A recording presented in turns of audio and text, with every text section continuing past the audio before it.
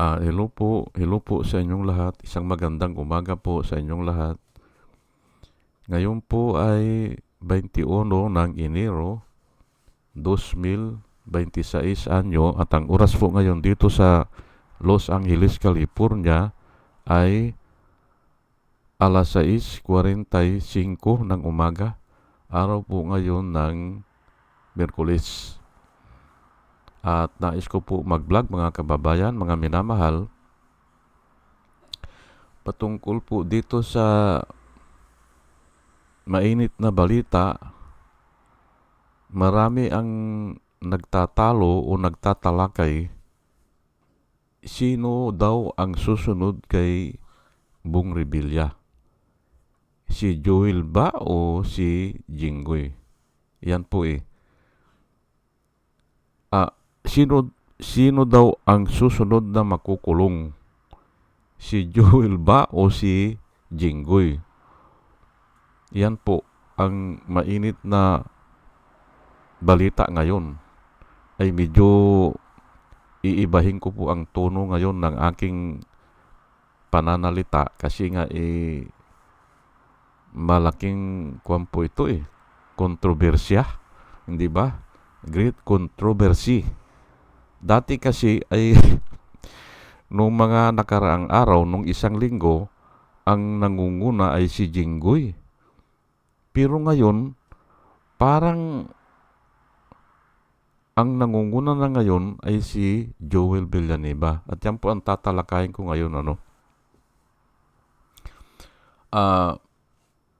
Pero para sa akin, mga kababayan, mga minamahal, kahit na sino dyan, okay lang.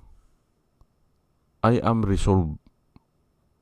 Kahit na sino sa kanila ang mauna. Solve lang po ako dun. Basta may susunod lang kay Bong Revilla. Opo. Basta may susunod lang na makukulong, kahit na si Jinggoy o kahit na si Joel, solve lang po ako. At least nakikita natin na may resulta. Opo, may mga resulta yung pagbubunyag o yung mga pag-imbestiga. Yan po Ngayon ay himay-himayin po natin kung patungkol kasi sa testimonya o yung mga witness na inihaharap o yung mga patutuo nung yung mga inimbita dyan o yung mga kasangkot dyan, halos parehas lang sila. Pero sa ngayon, mas lamang na si Joel Villanueva. Mabibigat po yung mga testimonya laban sa kanya. Opo. At lalo na ganyan ay kakilala niya kababayan niya, at ang mga projects ay naandun sa bayan niya o dun sa teritoryo niya. Wala sa teritoryo nung iba. Opo. Katulad yung kay Bong Revilla ay sa ambang teritoryo na nangyari sa Bulacan din Hindi ba? Ito rin kay Jinggoy, sa Bulacan din nangyari Yung mga ghost project ay mas mabigat ito para kay Joel kasi taga dyan siya At sinabi niya noon, hindi raw niya kilala si Alcantara. Ay pinakilala niya, hindi ba? Sa stage, hindi ba? Pinakilala niya sa meeting. Pinakamagandang lalaki. Sabi niya, hindi ba? Ay bakit sasabihin niya? Kaya nga hindi po naniniwala na ang tao sa kanya Ang sabi niya, hindi raw niya kilala yung district engineer o yung mga kung sino man yan, assistant district engineer. Ay pero kasama niya pala kumakain. Kasama ay sa social media po naandyan, hindi ba? Kaya wala nang maniniwala sa kanya. Ngayon, humihingi siya ata ng pabor para isubmit niya yung counter affidavit. Oh. Ay dapat ang isubmit mo kung ano yung sinasabi mo. Isulat mo na lang at yun ang isubmit mo. Pero hindi nga uubra eh. Hindi uubra yung mga sinasabi niya eh. Opo. Ibabasura lang ng korte yun kung sasabihin niya hindi ko kilala, hindi ba? Wala yung walang kwenta yun. Hindi niya maisulat yung mga sinasabi niya na political lang yan. Ay hindi naman i-honor yun eh. Ay oo nga, ay political lang yan, ay pero ay nasa politika ka eh. Kaya ang mga issue sa'yo, yung policy na ginawa mo. Gumagawa ka ng pulisiya eh. Oh, kaya yun ang questionin. Kaya politika talaga yan. Oh, parang ganun lang yan kay Duterte. Pinopolitical lang daw sila. Ay oo kasi nga yung pulisiya mo na pagagandahin ang bansa, papatayin mo yung mga adik, pulisiya po yan eh. Kaya yun ang ipagtanggol mo. Ay pero nga ay ang sinasabi nila gaganda raw ang Pilipinas o gumanda raw ang Pilipinas. Adi yun ang isulat mo dun sa yung depensa mo.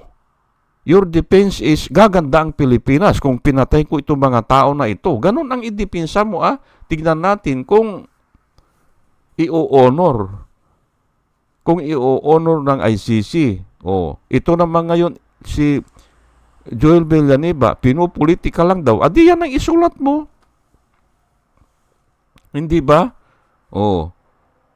Ay pero kung ako, ay talagang sasabihin ko na lahat ng ibabato sa inyo galing sa pulisiya na ginawa ninyo.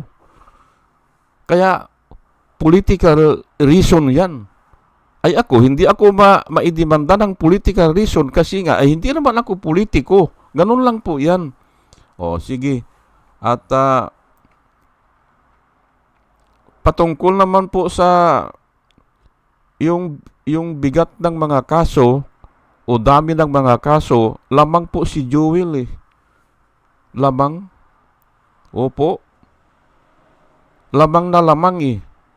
Lalo na ngayon na kahapon ata o nung isang araw ay 3 malversation po eh. Ay non-bailable po yan.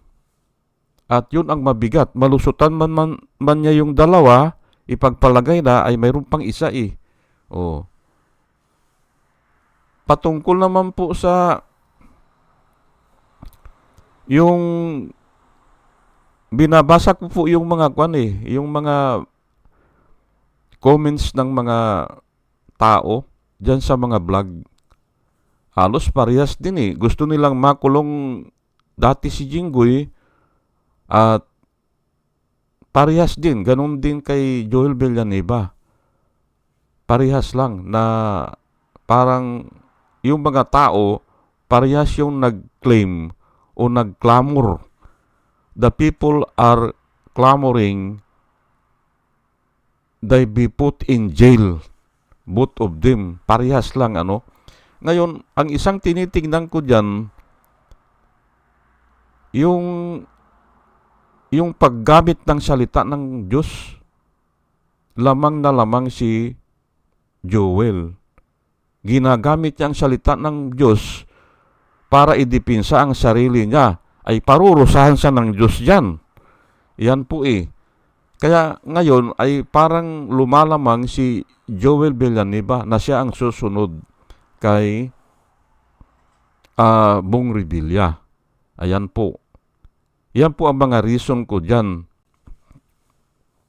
Na dati ay lamang si Jinggoy Estrada. Opo. Ay, pero okay na, naipaliwanag ko na bakit pantay lang sila yan. Kasi nga dati, nauungusan ni Jinggoy Front runner si Jinggoy Nauna pa nga sa yan kay Bong Revilla Opo, frontrunner talaga yan eh. Kaya nga lang siguro ay anak ng dating presidente o kaya ay senador, kaya medyo nahihirapan. Pero frontrunner na yan dati. Ngayon, nauna na si Bong Revilla at ito nga ang pinag-uusapan ng mga tao, susunod kaya si Jinggoy o si Joel Villanueva? Ayun po eh, di ba? O sino ang mauuna sa kanila? Ay, ayan po, pinaliwanag ko na po ano. Pero, bahala kayo, anong criteria nyo? Pero, yun lang, ang criteria ko, 3 lang, o 4 ata yun. Ano?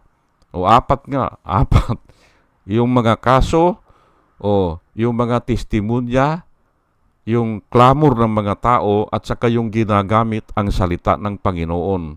Diyan malilintikan si Joel Villanueva.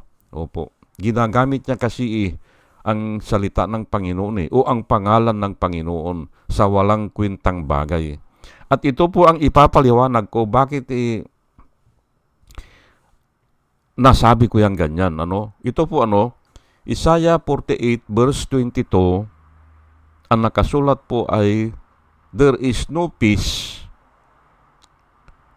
says the Lord, for the wicked." Hindi po ako nagsasabi niyan ha, ang Panginoon po. Sa ibang version po, "There is no rest. There is no rest, says the Lord, for the wicked." Pero mas marami ang translation na, "There is no peace, says the Lord, for the wicked." Ay, kung wicked sila, at ngayon, nakikita natin, hindi ba? Kasi nga, na-involve na sila nung kay Napoles 10 years ago, 10 years ago. O, ganun nga, 10 years ago, na-involve na sila doon sa Napoles scam. Yang silang 3. Hindi ba? Kaya nga, may nabasa akong isang write-up o isang yung sa vlogger, 10 years ago, remain the same. Sabi niya Oo nga, hindi ba? Hindi nyo ba nahalata? Sila rin walang pagbabago, sabi nung nabasa ko. Remain the same. 10 years ago. O kahit na 15 years ago. Kasi yung pinagagawa nila 2008 pa Ito si Joel Villanueva, 2008 nung siya ay representante ng SIBAC party list. Doon siya nakakuha ata ng 10 million. Ay, yan nga "There is no peace, says the Lord, for the wicked." At maniwala na po tayo dyan. Walang kapahingahan o walang katahimikan. Ayan po, hindi ba? Ang sabi ng Panginoon sa mga wicked. Ay, ayan nga, bakit kukontrahin ba nila kung ganyan ang findings ng mga tao na wicked sila? Kasi nga, na-involve na sila 10 years ago Nung nanalo si Duterte, inilagay si Samuel Martires, hindi ba? Sa ombudsman, ay taga-usig po yun Ay, ayun nga. Binaliwala yung kaso ni Joel Villanueva. Binaliwala. Ay, prosecutor siya. Ay, adi, kung umayaw na yung prosecutor, ay wala na rin sa Sandigan Bayan, hindi ba? Pero, nagdesisyon na ang prosecutor noon sa katauhan ni Conchita Morales, hindi ba? Carpio Morales, hindi ba?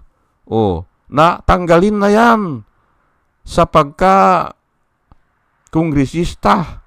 Tanggalin na yan kasi nga hindi fitted yan.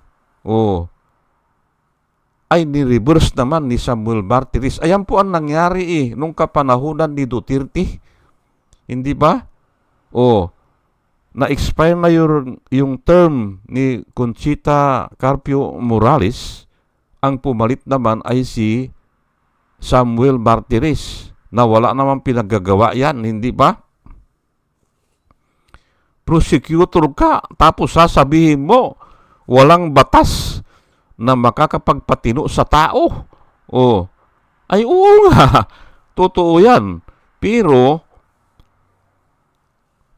wala ngang batas. Pero hindi mo dapat sinasabi yan kasi taga-usig ka eh. Ang nagsasalita lang yan ay si Paul.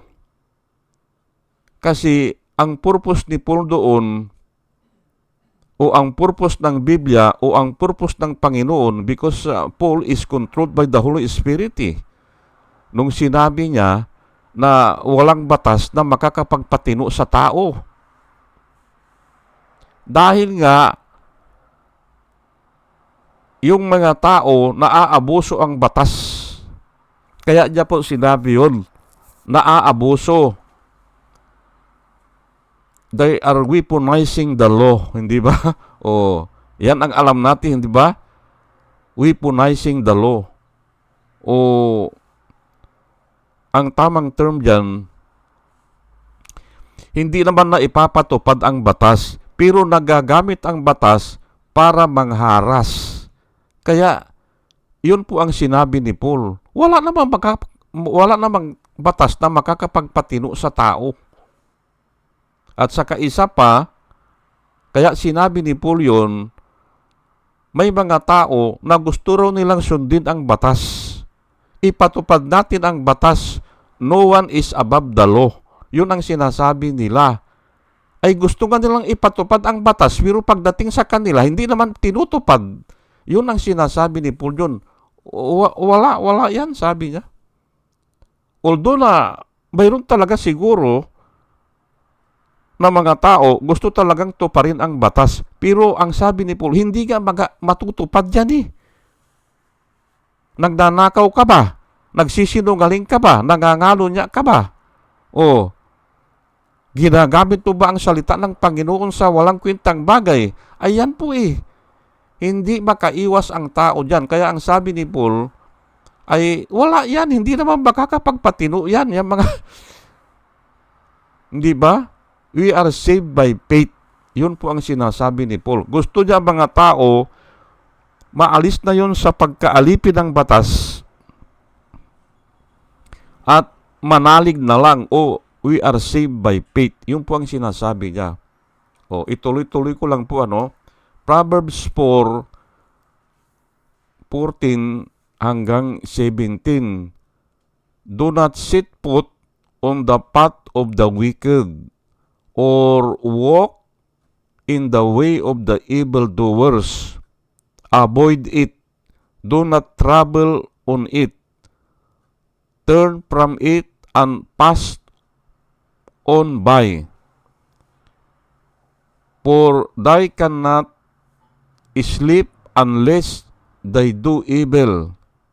They are deprived of slumber until they make someone fall. Ayan po ang nakasulat. Ang sinasabi po dito ay, do not sit put on the path of the wicked. Huwag kang tatabi. Huwag kang tatabi dyan sa mga dinadaanan ng mga wicked. Yung po ang sinabi dyan, or walk in the way of the wicked. O huwag kang dadaan doon sa mga dinadaanan ng mga wicked o ng mga evildoers. O, huwag mong dadaanan yun. Avoid it, sabi niya. O, iwasan mo yun. Yung mga daan.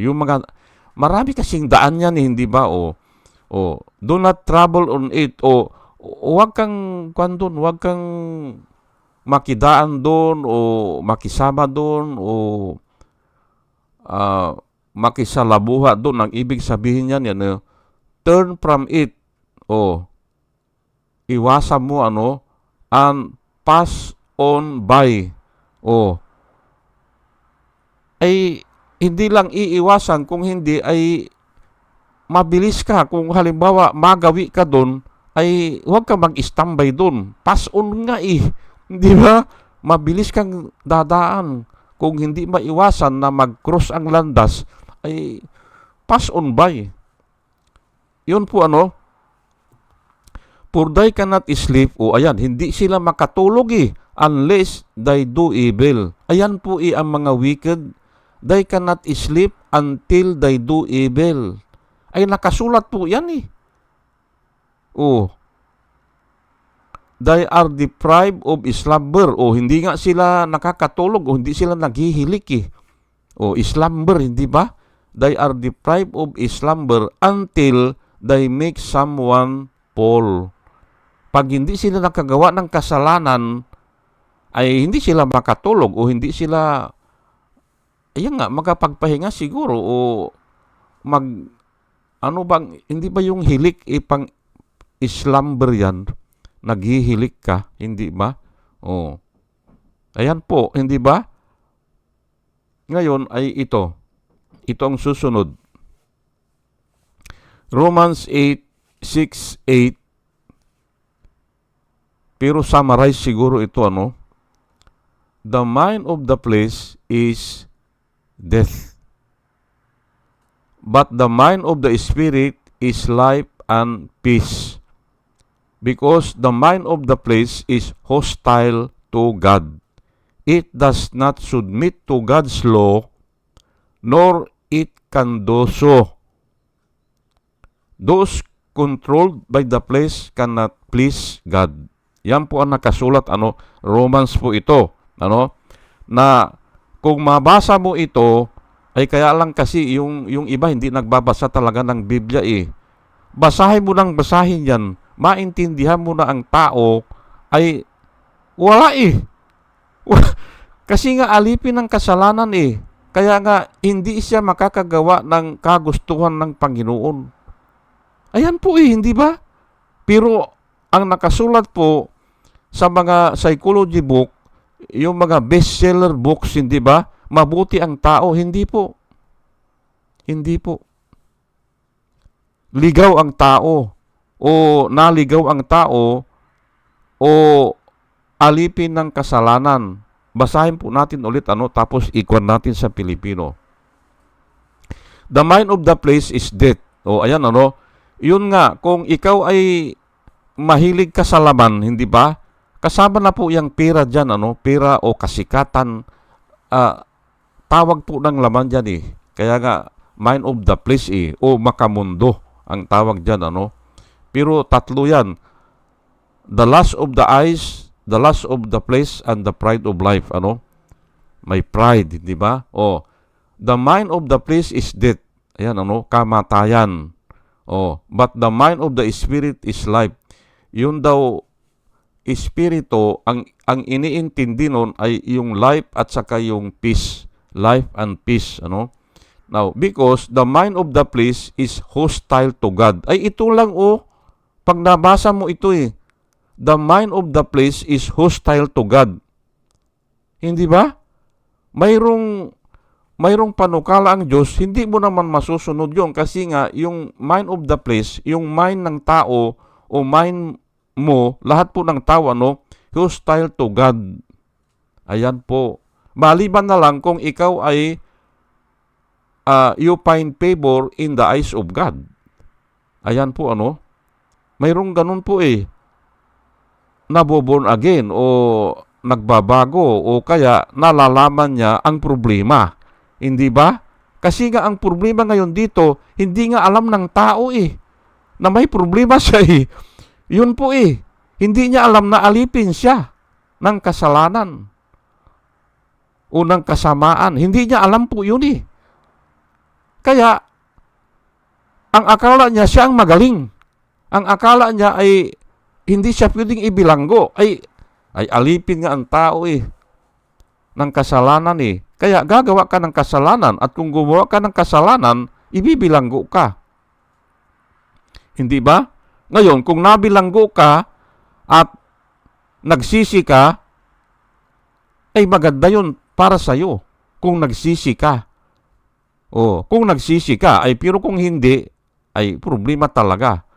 Pero ganun pa man, kahit nagsisi ka, ay kung hindi ka naman binigyan ng pabor ng Panginoon, hindi ka niya binago, tuloy ka magnanakaw Hindi ba? Tuloy-tuloy lang po yan. At yan po ang sinasabi ng Biblia. For it is by grace you have been saved.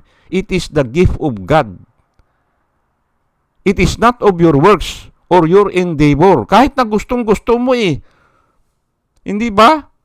Na makawala dyan sa pagkaalipin ng kasalanan, ayaw mo na magnakaw, pero gagawin mo pa rin yan Yun po ang ibig sabihin dito. It does not submit to God's law. Kasi nga, mind of the flesh. And never be. Ayan po ang sinabi dito. Or, not can it do so. Ang nakasulat dito. Hindi ba? Malinaw na malinaw po yan. Kaya kahit makalaya sila ngayon yan, gagawin pa yan. Kasi nga alipin ng kasalanan. Ano bang gagawin ng alipin? Susunod siya doon sa nagsusugo sa kanya, yung kasalanan. Those controlled by the flesh cannot please God. Ayan po, hindi ba? Dugtong na naman yan.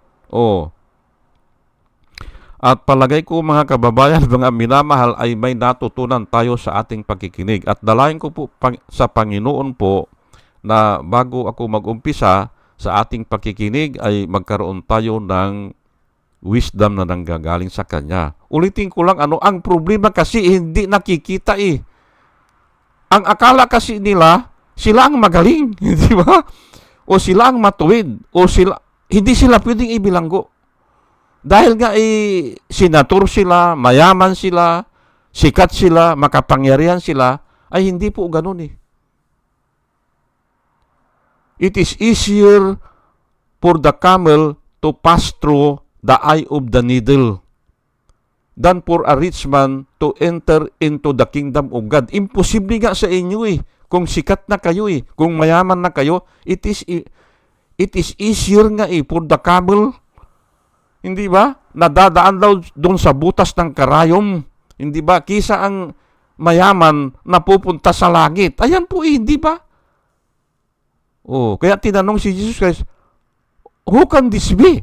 Sabi, kung ganyan pala, sabi ni Jesus Christ to man it's impossible, but to God it is nothing is impossible. Ayan po. Kaya siya lang ang gumawa ng paraan. Ayan po para maligtas ang tao. Pero ayaw naman not willing nga Not willing ang mga tao. Ayaw makinig. Gusto nila kasi yung bestseller ang babasahin nila. Bestseller book na contradict sa Biblia. Ayan po, hindi ba? Sige po, hanggang dito na lang po, at dalayan ko po sa Panginoon sa ating pakikinig ay magkaroon tayo ng wisdom na nanggagaling sa Kanya. At muli mga kababayan, mga minamahal, isang magandang umaga po sa inyong lahat at salamat po sa inyong pakikinig. Salamat po ng marami. Salamat po.